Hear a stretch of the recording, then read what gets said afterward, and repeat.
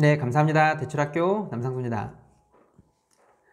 오늘은 저번 시간에 이어서 네, 주택담보대출 받으실 때 많이들 하는 질문 2편 설명을 드릴게요. 작년에 주택을 매수했고 개인적으로 사용할 목적인데 주택담보대출이 되는지 여쭤보시는 거예요. 만약에 된다라고 하면 한도는 어떻게 되는지 이것도 많이 물어보시거든요.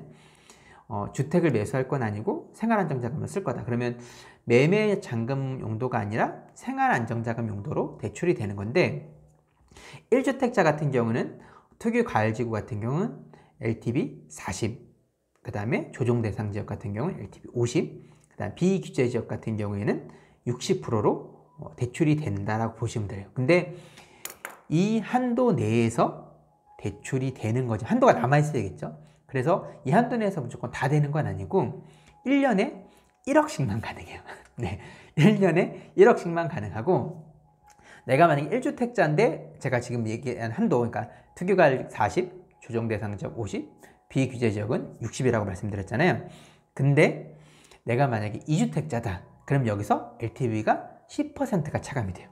네, 그럼 2주택자면 2주택자부터는 특유과열은 30, 조정대상지역은 40, 그 외 지역은 50. 비규제 지역 같은 경우는 완전 그 수도권 말고 비규제 지역 같은 경우는 더 10% 더 업되는데, 그러니까 이 한도 내에서 한도가 남아있다라고 하면 1억 원까지 된다라고 보시면 될 것 같아요. 물론 정말 중요한 일이 있어서 병원비라든가 아니면 목돈이 필요한 경우가 있어서 1억 이상을 써야 된다 그러면 무조건 안 되냐? 그렇지는 않지만 그 뒤로는 만약 1억 이상을 받을 건다라고 하면 은행에서 별도의 심사가 필요하고요. 다소 보수적으로 볼 수는 없다고 보수적이라고 보시면 될 것 같아요. 그래서 근데 1억 원까지는 생활안정자금 용도로 쓴다라고 하면 대출이 된다라고 보시면 될 것 같고요. 그리고 이 생활안정자금 용도로 대출을 받을 땐 주택을 추가 매수 안 한다는 약정을 써요. 네, 주택을 추가 매수 안 한다는 약정을 쓰기 때문에 이 약정서를 쓴 동안 그러니까 주택을 매수하게 되면 그 대출은 기한이익 상실로 상환하라고 할 수 있어요. 그러니까 만약에 혹시 주택을 매수해야 된다. 그러면 생활안정자금 용도로는 대출을 받으시면 안 되는 거예요. 주택 매수하시기 전에 상환하셔야겠죠. 그죠? 아니면 빨리 매수하셨더라도 금방 상환하셔야겠죠. 그렇게 보시면 될 것 같고, 그 다음에 이것도 많이 또 물어보시는 게 다음 질문이 2주택자인데 1주택 처분 조건으로 규제지역을 매수가 가능한지 많이 물어보세요. 이것도 많이 물어보시는데 처분 조건으로 쓸 수 있는 건 1주택자만 가능하다라고 보시면 될 것 같아요. 1주택자만 가능하고 예를 들어서 시중은행이랑 상관없는 P2P나 아니면 대부업대출은 일부는 가능하다라고 보시면 될 것 같아요. 다주택자도 그런 맥락이라고 보시면 될 것 같고, 그 다음에 다음 질문이 개인 매매 잔금 혹은 전세자금 대출 받을 예정인데 어느 은행이 대출 금리가 좋나요? 요것도 많이 물어보시거든요. 일단은 주거래행 은행에 먼저 가보세요. 주거래행 은행에 먼저 가보고 그 다음에 거래가 없는 은행도 같이 한번 물어보시면 될 것 같아요. 왜냐하면 은행이 보통 실적이나 아니면 기타 사유 등으로 인해서 그 대출 금리를 유동적으로 조정을 하거든요. 1년에서도. 근데 그때 내 주거래은행이 싸면 싸게 대출을 받을 수도 있지만 그때 당시에 내가 대출 받는 시점에 주거래은행이 금리가 다른 은행보다 좋지 않다라 그러면 주거래은행이라도 다소 좀 높은 금리로 적용이 될 수도 있어요. 그러니까 여러 은행을 같이 알아보시면 될 것 같고, 이 매매잔금이나 전세자금 대출 같은 경우에는 어떻게 알아보시냐면 편하냐면 저는 개인적으로 추천을 드리는 게 은행에 인터넷에 보면 금리 비교 사이트라고 치면 굉장히 많이 나오거든요. 거기 들어가서 내가 어떤 아파트를 매수할 건데 대출이 얼마나 되는지 견적을 넣으면 각 A은행, B은행, C은행, D은행 이렇게 다 한도, 금리 이렇게 다 나와요. 그래서 전화를 받으면 어디가 제일 싸겠냐라고 안내를 해주시거든요. 보통 사업자금 대출이나 그러니까 사업자 담보 대출이나 P2P 대출이나 이런 것들은 좀 약간 특수성이 있어서 그렇게 상세하게 안 나와 있는 데가 많은데 가계자금 대출, 그러니까 매매잔금 대출이나 전세자금 대출 이런 경우에는 그런 사이트를 이용하시면 쉽게 금리도 비교 가능하고 그 다음에 제일 우수한 곳에서 대출을 이용하실 수 있다고 보시면 될 것 같아요. 그 다음에 또 많이 얘기하시는 게 15억 이상 주택을 매수 예정이다. 근데 15억 이상이 시중은행에서 대출이 불가능하다라고 하는데 15억 기준이 매매가 기준인지 KB 시세 기준인지 이것도 많이 물어보세요. 그러니까 그 15억에서 왔다 갔다 하시는 거죠. 예, 정답 그 결론부터 말씀드리면 요거는 KB 시세 기준이라고 보시면 될 것 같아요. 근데 내가 대출을 실행일이 한참 뒤인데 그때 당시에 KB세가 지금은 15억이 안 넘지만 잔금이 예를 들어서 3, 4달 뒤인데 그때는 KB세가 15억 되면 어떡하냐 이럴 수도 있잖아요. 그죠? 그러니까 대출 심사, 그러니까 은행에서 심사할 때 당시 기준으로 보시면 되는데 그때만 안 넘으면 15억이 안 됐다라고 하면 대출이 된다라고 보시면 될 것 같아요. 근데 이게 미리미리 다 무조건 심사 매매 계약서만 작성을 했다라고 해서 무조건 은행 심사를 받을 수 있는 건 아니고요. 평균적으로 한 45일 이내로 들어와야지, 잔금일이 45일 이내가 들어와야지 그때 은행에서 본심사가 가능하다라고 보시면 될 것 같아요. 그리고 또 많이 질문하시는 게 제가 지금 전세 거주 중인데 규제지역 주택 매수하게 되면 전세자금이 회수가 되나요? 이렇게 많이 또 질문들 하시더라고요. 내가 지금 전세 거주 중인데 규제지역 내에 주택을 매수하게 되면 무조건 자금이 회수가 되는지. 이게 뭐냐면 19년 12월 16일 규정에 나온 게 뭐냐면 지역에 상관없이 일단 지역에 상관없이 9억 원 초과의 주택을 매수하게 되면 무조건 전세자금 대출은 회수하게끔 되어 있어요. 네. 지역에 상관없이 9억 원 초과 하는 주택을 매수하게 되면 전세자금 대출은 회수하게 되게끔 되어 있고, 만약에 무주택자인데 1주택을 매수하는 경우, 이런 경우에 투기과열지구 같은 경우 투기과열지구 내 3억 원 초과 아파트를 신규 매입하게 되면 전세자금도 또 회수가 돼요. 네. 뭐 예를 들어서 3억 투기과열지구 내 초과가 3억 원 초과 안 되는 데는 없겠죠. 아파트가 아니다. 네, 투기과열지구 내지만 아파트가 아니면 이건 회수가 안 되겠죠. 그리고 조정대상 지역이다. 네, 근데 3억 원은 넘었지만 9억 원은 초과 안 됐다. 이런 경우에도 회수가 되지 않겠죠.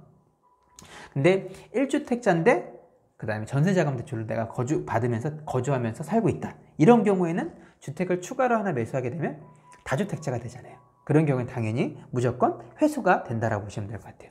시중은행 전세자금 대출은 다주택자는 안 되니까 1주택까지는 괜찮지만 2주택이 되는 순간 전세자금 대출이 이제 회수 조치가 들어간다라고 보시면 될 것 같아요. 그다음에 많이들 물어보시는 게 분양권 보유하고 있는데 매매잔금 대출이 가능한지 이것도 많이 물어보시더라고요. 분양권 대출 같은 경우에는 건설사가 집단대출 섭외해 놓은 은행이 있을 거예요. 거기서 대출 받으시면 유리하다고 보시면 되는데 만약에 예를 들어서 특수한 경우라서 예를 들어서 매수인이 법인이라서 아니면 어떤 경우에서 집단대출에서 대출이 안 된다 이런 경우에는 어떻게 대출이 실행이 되냐면 보존등기 있죠. 그러니까 보존등기라는 건 등기부등본이 나오면 그때부터는 시중은행에서 대출이 된다라고 보시면 돼요. 하지만 보존등기가 안 나오면 등기부등본이 나오지 않으면 그 전에는 시중은행에서 대출이 안 된다라고 보시면 될 것 같아요. 그러니까 협약되어 있는 집단대출이 협약되어 있는 은행만 대출이 된다라고 보시면 될 것 같고요. 그 다음에 그 분양권 있는데 지금 한도가 모자라서 신용대출을 받을 수 있는지 이런 경우에는 뭐 가능하겠죠. 그거는 가능할 것 같고요. 그 다음에 많이 또 물어보시는 게 지금 매매계약 전이다. 매매계약 전인데 요즘 하도 대출이 까다롭다라고 하니까 혹시 안 될까봐 걱정이 되는데 사전에 확정을 받을 수 있는 데가 있는지, 확정을 받으려면 어떻게 해야 되는지 그걸 또 많이 물어보시는 경우가 있으시더라고요. 그러니까 대출 실행일 전까지 100% 확정해주는 어디 은행은 없을 거예요. 어디든 은행이 없을 거예요. 근데 만약에 대출이 안 될까봐 걱정하시는 거는 첫 번째는 신용 등급상의 문제가 있을 수도 있고 아니면 DTI나 DSR이 오버가 돼서 안 될까봐 요 두 가지가 다일 거예요. 근데 이런 경우엔 신용 등급상의 문제는 연체나 아니면 등급을 조회하거나 이러면 되는지 안 되는지 바로 알 수 있고, DTI나 DSR 같은 경우에 어떻게 계산을 하냐면 부동산 그 사무장님이 연결되어 있는 대출 상담사분이 있잖아요. 그분들한테 물어보시면 대부분은 어느 정도의 일을 스킬이 있으신 분들은 DTI나 DSR 계산하실 수 있으시거든요. 소득이랑 부채랑 이러면 다 말씀드리면 되겠네요, 안 되겠네요, 이렇게 말씀을 해주세요.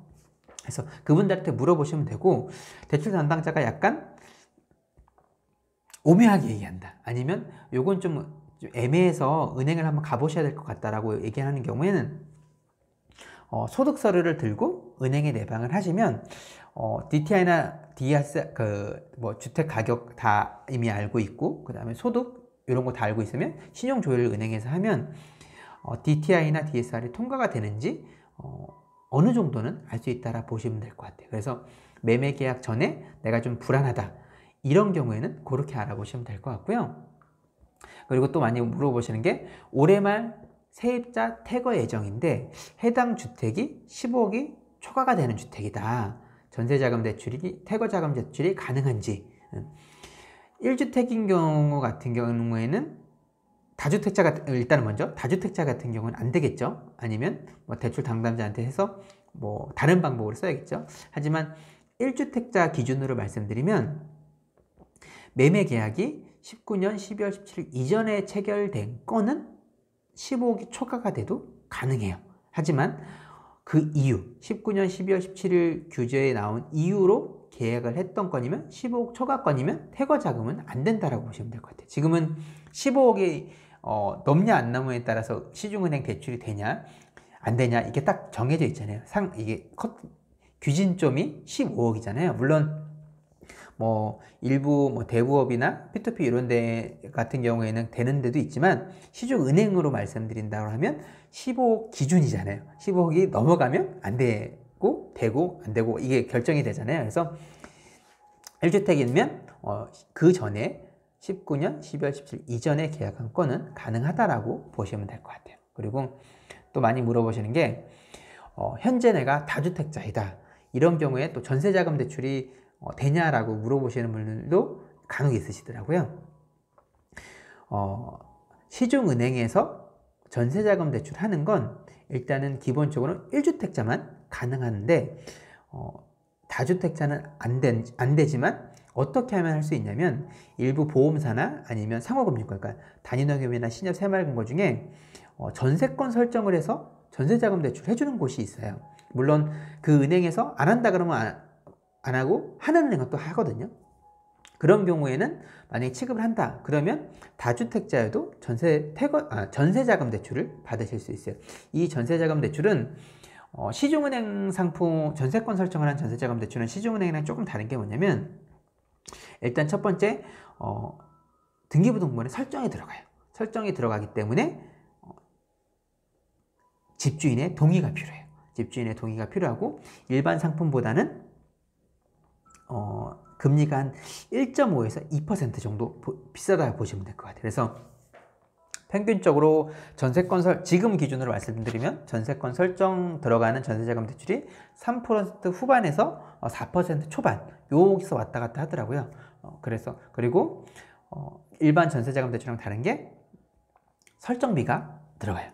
설정 비용이 약 3억 원을 설정한다라고 하면 전세자금 대출 3억을 받을 때 설정한 비용이 한 90만 원 전후 왔다 간다라고 보시면 될 것 같아요. 단점은 그렇게 보시면 될 것 같아요. 주인 동의가 필요하고, 그 다음에 설정 비용이 별도로 들어가고, 시중은행보다 조금 금리가 비싸다라고 알고 계시면 될 것 같아요. 그 다음에 또 많이 물어보시는 게, 시중은행에서 전세자금 대출 받으려고 하는데 보증금의 80%는 무조건 되는 건지, 이렇게 물어보세요. 그러니까 무주택자나 1주택자 하겠죠. 보증금의 80% 또는 최대 5억 원, 그러니까 보증금의 80%랑 최대 5억 원 중에 둘 중에 낮은 금액으로 전세자금 대출이 된다고 보시면 될 것 같아요. 그래서 전세자금 대출의 최대 가능 금액은 5억 원이라고 보시면 돼요.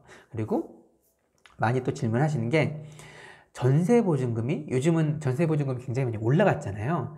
전세보증금이 고가인데 전세자금 대출이 가능하냐, 이렇게도 많이 물어보시더라고요. 뭐 전세보증금이 9억 원이 넘어간다, 그러니까 10억이라고 치면 9억 원이 넘어가면 뭔가 담보대출에 규제가 있으니까 전세자금 대출도 규정이 혹시 있는 게 아닌지, 그것도 많이 물어보시더라고요.